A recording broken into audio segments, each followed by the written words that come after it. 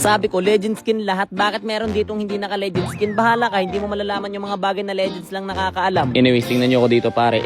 Hold map, hold map.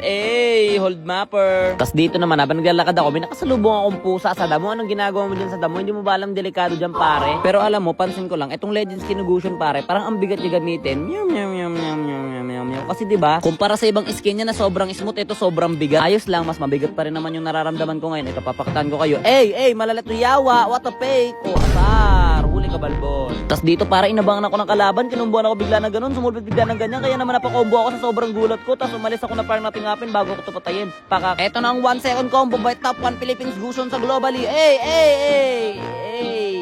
Baka gusto nito magpatawa. Tawa ka tayo.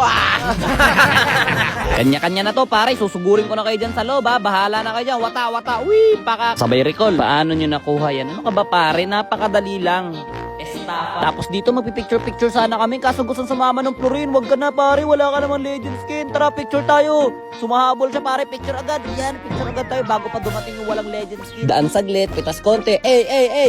Sabay alis na parang nating happy. Sakit pala talaga ng Gusion pare. Tingnan mo, isang first skill ko lang kalahati na agad yung buhay ng Mia. Saka pupunta boy? Saka pupunta, sige, gawin mo ang lahat. Ipagtanggol mo sarili mo. Sige, bang! Tapos dito magpapaset sana kami sa Ruby, kaso ayaw niya naman humok.